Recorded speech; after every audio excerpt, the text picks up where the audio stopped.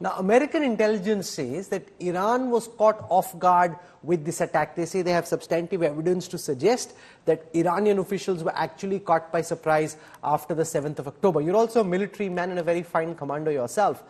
Given the scale and precision of this Hamas attack, and you fought them in the past in Gaza, do you think the Hamas by itself is capable of pulling off an attack of this nature? Or are you convinced that Israel was up against not just the Hamas, but by military minds in Iran's Revolutionary Guards?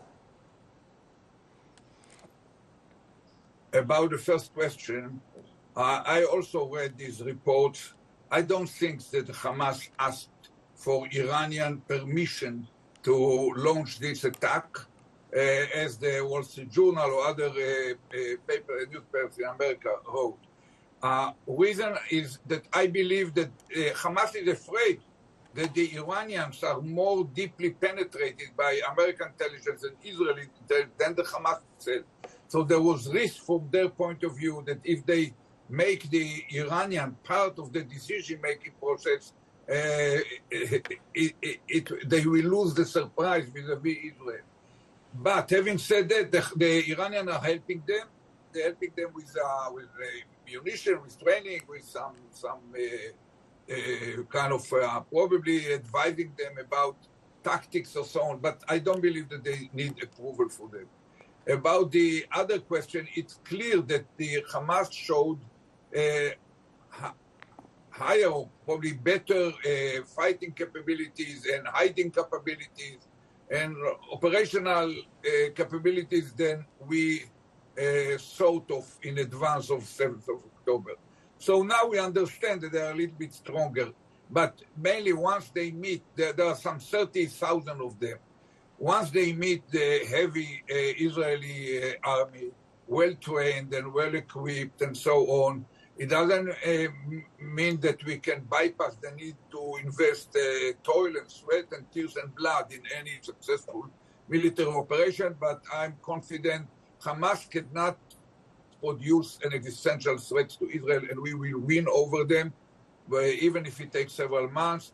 And the same applies to Hezbollah. Hezbollah makes it much more complicated, but once again, Hamas and Hezbollah together cannot put an existential threat on Israel.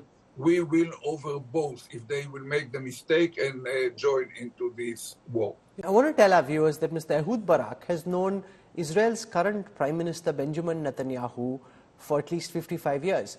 Mr. Barak commanded the General Staff Reconnaissance Unit, which is a secretive commando unit, where at that time Benjamin Netanyahu served in that unit. And Netanyahu's older brother, Yoni Netanyahu, was a commander of this unit who was killed while rescuing hostages at the Entebbe airport in 1976.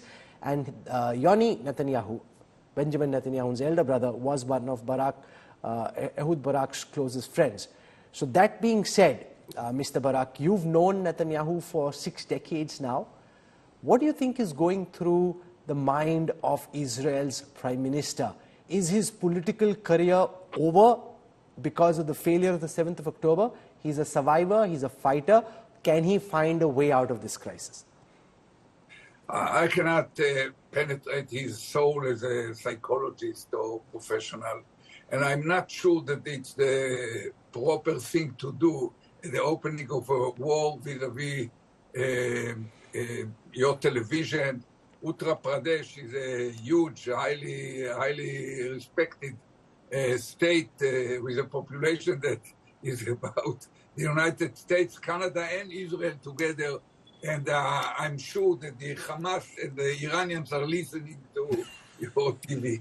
So I don't think, I don't want to analyze, but I might say the truth that Netanyahu is a very capable person, and he understands politics very well, and for sure he thinks on all alternatives. But he got the mandate to control from the parliament, from the Knesset, almost a year ago. But during the day of 7th of October, he lost the trust of the public. Polls that are running this week show that 80% of the population believe he is the main responsible for this blow, which is the most severe one that Israel has suffered since its establishment, about the time that India was established. And when you ask about what he should do, 70% of the population, including majority of his own voters, say he had to resign. Some of them say to resign immediately, some of them say to resign only after the war. But in Israeli mind, wars, the 6 days war was 1 week. The famous Yom Kippur War was 2.5 weeks. The second Lebanese war, a month. The longest operation was 5 years ago in Gaza against the Hamas, took almost 2 months. So Israel think of in terms of short wars. When you tackle them with the question, but if the war takes 2 years, some of them hesitate and say, yes, it should be delayed. Others say, no, he has to resign now. So he basically in the deepest crisis of leadership since he came to power, and he was the longest serving prime minister of Israel. I defeated him in general election in 1999, but later on he became once again prime minister and is serving most of the last 15 years.